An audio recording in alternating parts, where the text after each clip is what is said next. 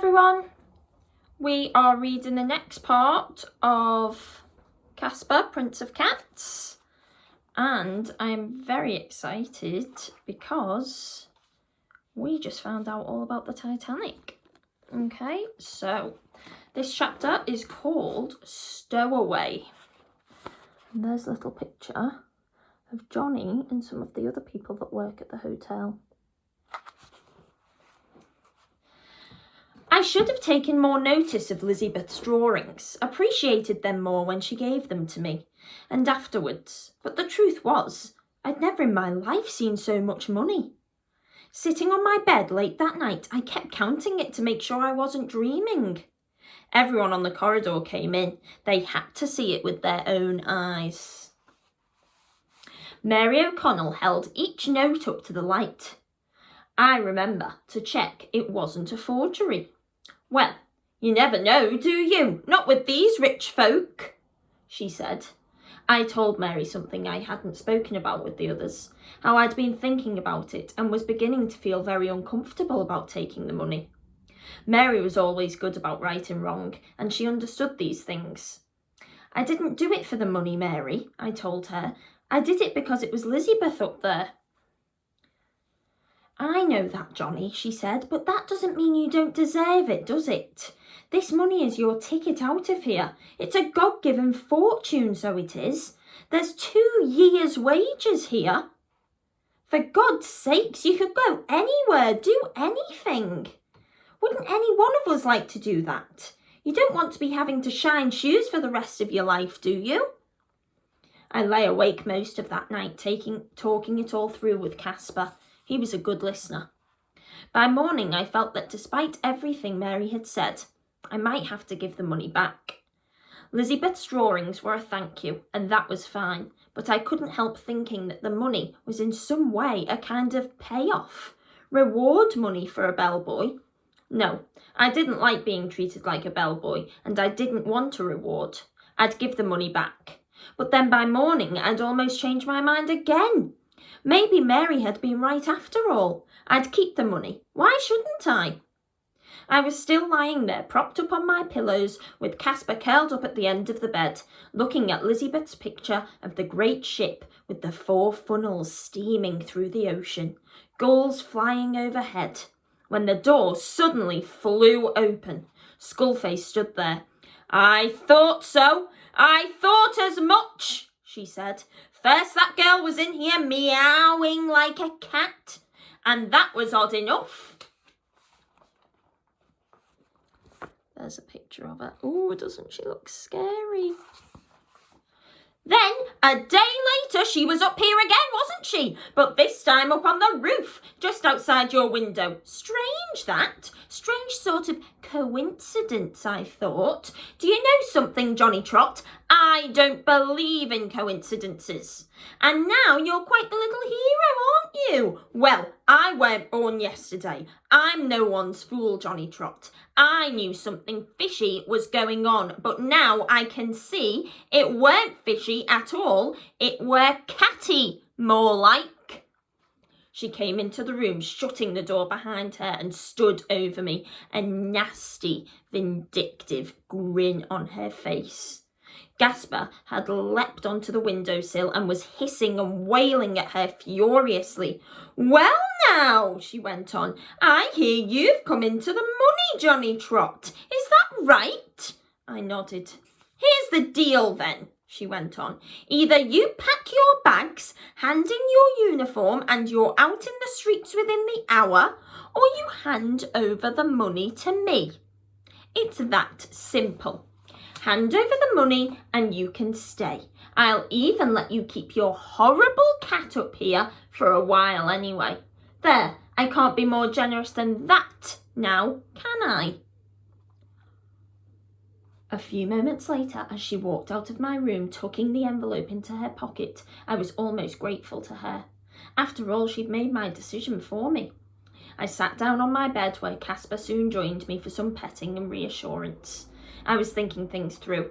I was no poorer than I had been before it all happened, and now at least I had her word, for what it was worth, that Kaspar would be safe, for a while anyway. I still had my job.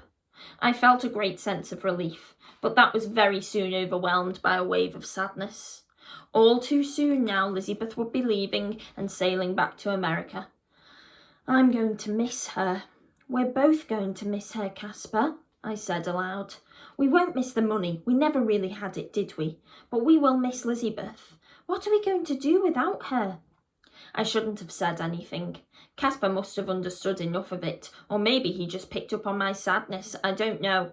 But either way, it became clear to me as the days passed that he understood all too well that Elizabeth would soon be going. After the very public rooftop rescue, it had been in all the papers too. Elizabeth had the perfect excuse now to come up and see me often, even for us to be seen talking down in the lobby. So at least we were able to spend more and more time together during those final days. Time and again, I was tempted to tell her about how Skullface had blackmailed me and taken her father's money, but I thought how angry it would make her that it was too much to expect a young girl of that age to keep quiet about such a thing. So I didn't tell her anything about that. But I did tell her things I'd never told anyone else, about my life in the orphanage in Islington, about Harry the cockroach that I'd kept as a pet in a matchbox. There he is. About Mr. Wellington, who was supposed to look after us, but who must have hated children so much because he'd cane us so often for the slightest thing. Hit them with a cane. He caned me for keeping Harry, then took him away and stamped on him right in front of my eyes, in front of all of us. That was what made me run away in the end. I'd often thought of it before, but never dared. I told her how I'd wandered the streets of London for weeks, living rough, before finding work as a bellboy at the Savoy. And of course she wanted to know all about Countess Kandinsky. I told her my dream of finding my mother one day. I told her so many of my hopes and dreams, and all the while she listened wide-eyed. That last week together, things changed between Elizabeth and me. From the moment we were sitting up on that roof holding hands and sharing our fear, she was no longer a little rich girl from America, and I wasn't a 14-year-old orphan from London. We had become proper friends, the best of friends. She no longer gabbled on all the time about herself or about Kaspar, as she had when I'd first known her. She asked questions and she wanted answers. We haven't got much more time together, she said one morning, so you have to tell me everything because I want to remember everything about you and about Kaspar forever and ever and ever. She'd bring me new drawings every day of her house in New York, of the Statue of Liberty, of her island home in Maine, of her dressed as a pirate, of her with Kaspar, of me in my uniform, but mostly of Kaspar. Kaspar sleeping, Kaspar sitting, Kaspar hunting. But as the day for her to leave came ever closer, we became more silent together, more sad together. She would hug Kaspar close all the time she was with us in my room, and I could feel her wanting to stretch every minute into an hour, into a week, into a month. I wanted the same. It was on the last evening that she first suggested the idea. She was cradling Kaspar, rocking him gently, her head buried in his neck, when suddenly she looked up at me, her eyes filled with tears. There's the drawing she made him. You could come, Johnny. You and Kaspar, you could come with us.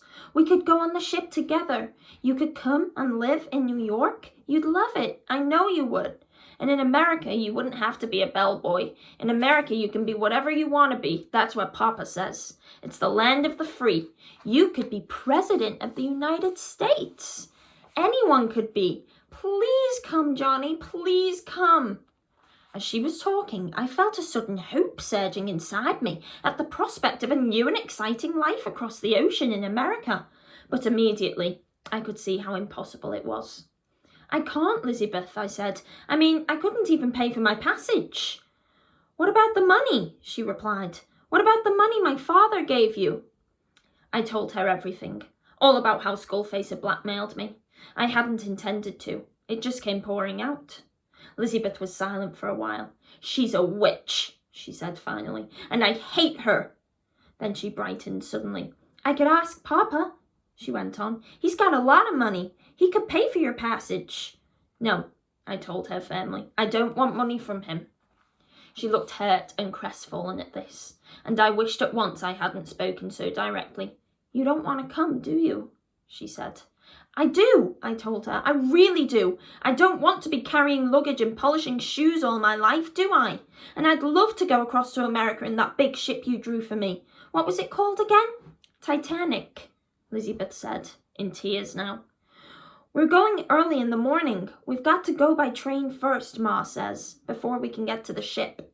You could come with us. You could come and see us off, and you could bring Kaspar."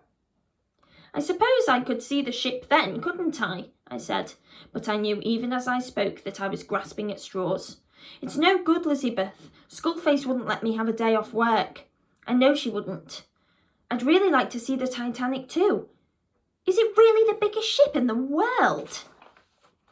"And the fastest," she said, getting up suddenly and handing me Kaspar. "I'm going to speak to Papa. You saved my life, didn't you? I'm going to ask him, and I'm going to tell him about Skullface too."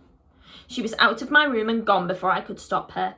The very same day, only a few hours later, Skullface was seen walking grim-faced out of the tradesman's entrance with her suitcase.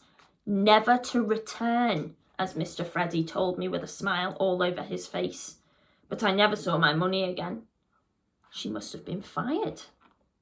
The next morning, I found myself sitting in a first-class train carriage with the Stanton family on the way to Southampton. The manager had told me that he'd had a special request from Mr. Stanton that Kaspar and I be allowed to accompany the family to Southampton and help them with their luggage on board ship. He said that considering recent events and how I had enhanced the good name of the hotel, he was happy this one time to let me go. But I would be on duty, he reminded me. I had to wear my Savoy uniform, carry all their trunks and bags on board, and see to their every need until the ship sailed. In among the luggage I carried out of the hotel that day was a picnic basket Mary O'Connell had borrowed from the stores. Inside the basket was Kaspar. He yowled all the way down in the lift, wailed all the way across the lobby, past Mr. Freddy, who lifted his hat to him in farewell. He only stopped his complaining once we were in the cab, when Elizabeth took him out and cradled him in her arms. That was when she began telling her mother and father the whole story of our secret, of how we'd met, all about Kaspar and me, and the Countess Kandinsky, and my orphanage, and Harry the cockroach, and Mr. Wellington, and how I'd run away. One story flowed into the next, my whole life story and Kaspar's in a torrent of words that tumbled over one another in her excitement to tell the whole thing.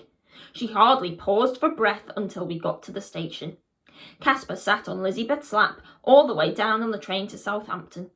It was for the most part a silent journey, because Elizabeth slept and so did Kaspar. I shall never forget my first sighting of the Titanic. She seemed to dwarf the entire dockside.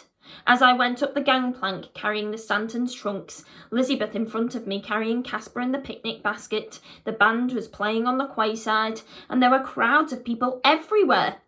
Spectators on shore and passengers all along the railings, high excitement and anticipation on every face. I was agog with it. Twice or three times I went back and forth to their cabin, deck C, number 52. I've never forgotten the number. Their cabin was at least as spacious as their rooms at the Savoy and just as luxurious. I was bowled over by the palatial splendour of everything I saw, by the sheer enormity of the ship, both inside and out. It was grander and more magnificent than I could have ever imagined.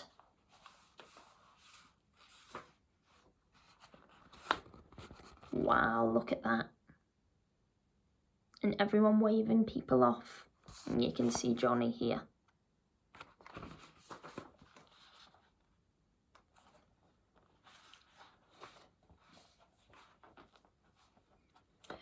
The time came when I'd carried all their trunks up to their cabin, and I knew the moment for parting had come. Elizabeth knew it too. Sitting on the sofa, she said her last goodbye to Kaspar, burying her face in his neck and sobbing her heart out. Her father took the cat from her as gently as he could and put him back in the picnic basket. It was as he was doing this that I decided. It had never even occurred to me until that moment. And that's all we're going to read today. See you tomorrow.